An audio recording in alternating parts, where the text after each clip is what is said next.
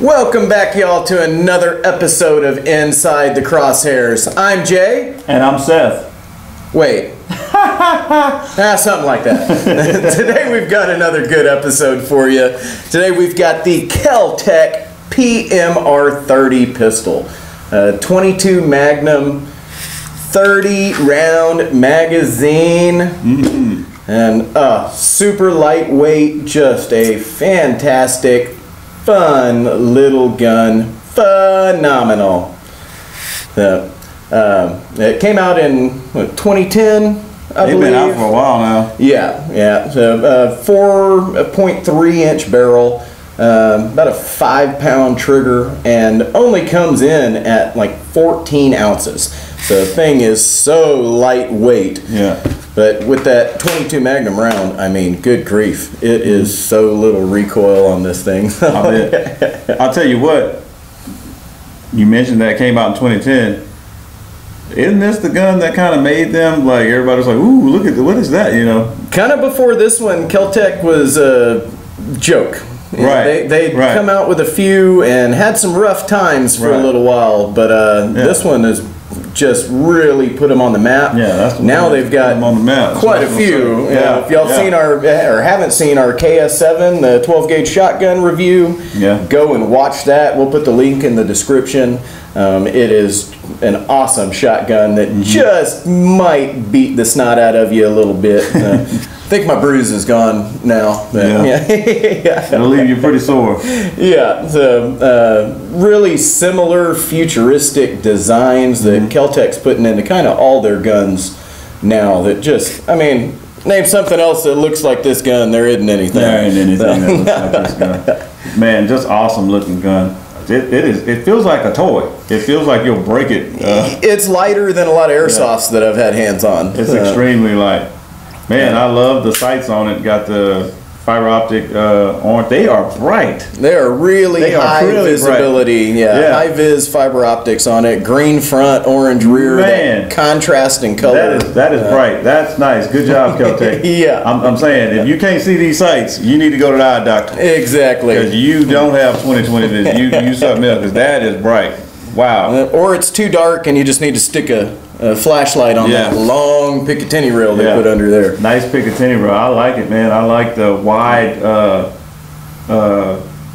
grip on it. That feels pretty good. Yeah, I bet it does. It's a little bit hefty in my hands. You just got to make sure you get those fingers wrapped as much as you can. Yeah. But it's really not a worry on something like this because that 22 mag coming out of this thing has just no recoil whatsoever. It's such a flat shooter.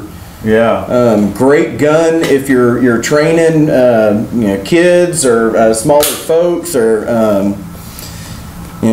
just non-experienced shooters can shoot this really well. And not to mention that the 22 mag round, when you can find it these days in this dang woo flu, it's a relatively cheap round, a lot cheaper than shooting 9mm, 380, 45s, any of those, and just a lot of fun.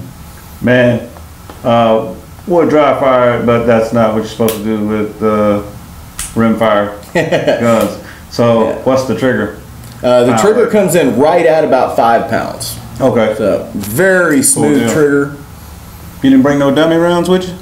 I ain't got any 22 mag dummy rounds, so I'm sorry. Do they make 22 Magnum dummy? You got me wondering now. I haven't noticed one. Comment down below if they got 22 Magnum dummy rounds. Plenty of 22 long rifles, but and I'm sure you could use the 22 long in it. But we'll get to test that trigger out on the range. Yep. Another really nice addition that they put is they did give you this optic plate on top. Cool. So you can actually take this whole plate off. That's what the 4 screws are. Exactly. Gotcha. So you do lose your rear sight with it, but that whole thing comes off and you can mount your optic right to it. Cool. And I've seen people doing some really good shooting with a red dot on it. But I love these high-vis fiber optics. So I don't know that I would ever... I'm eager to try them. Yep. I'm eager to try them out. Plus, that looks really adding extra weight on it.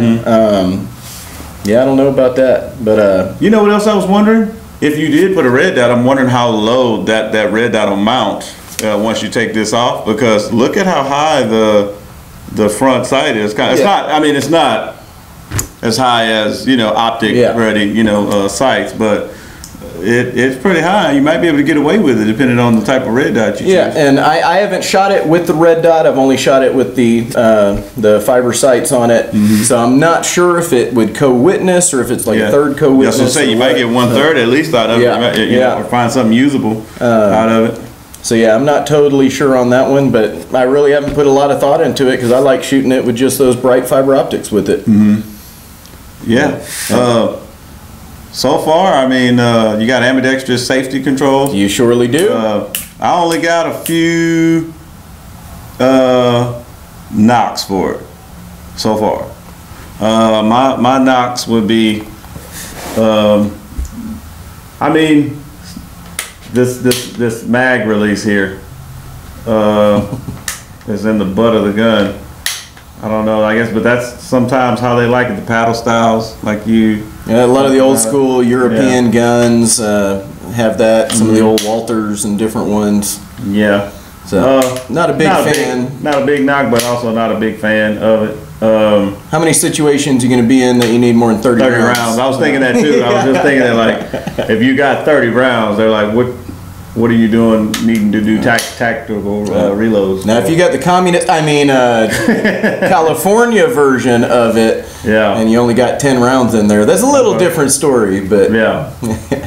Well, I like that that little high undercut they give you there. Love the ambidextrous safety. My next one would be the polymer. I don't know, the Cerakote on the polymer is real slick. So I mean, that's easy. Just get some grip tape.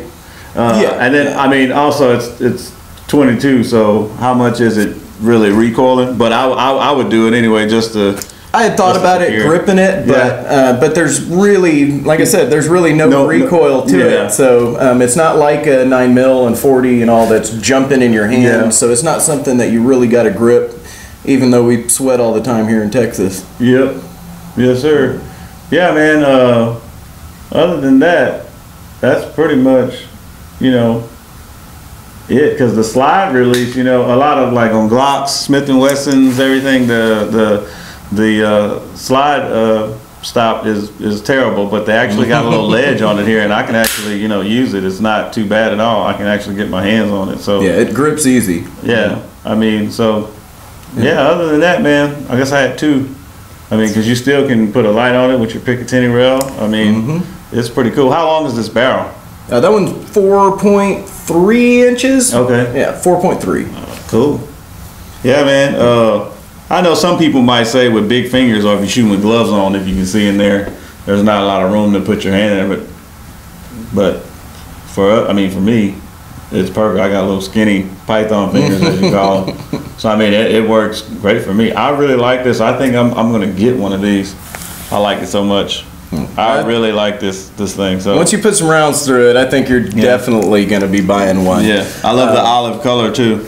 I do too. Yeah. They make them in a bunch of different colors. I really like the green. Of course, I love FDE. The black ones look really slick, but I like the contrasting colors on it. Now there are, I have heard of issues with them. I haven't seen them personally. What are the issues? Like the big one that I've heard most common is with the magazines. You know, it is an AR style load, so all you do, you're not having to jam your rounds backwards. They just push right on in there. Just straight down in there. Cool. So the issue that I've heard is that if you're just loading them all in there, that you get failures to feed. So the solution that I heard on it is that you load 4 rounds in there, jam it a little bit, and knock those rounds back. And I've never had a failure to feed with this one, and I've probably put a good 600-700 rounds through it at least. Cool. That and slam fires. I've heard that there can be some slam fires with it, but again, I've never met anybody that has had one happen. And I've loaded this magazine lazily, just jamming them in there, and I've never had that failure to feed either. So, no, I think people just have a bad distaste for Kel-Tec, and they need to get the heck over it because they're making fantastic weapons. So. Yeah, they're making some good weapons now. I mean, one of the most creative companies out there. Yeah, we need that in the firearm industry. We need that. We need that creativity to push firearms to do better. and to you know, circumvent laws and excuse me. and you know, yeah. So no, man, I really like it. I'm excited about it. I can't wait to get it out and put some rounds through on the range and see what she does.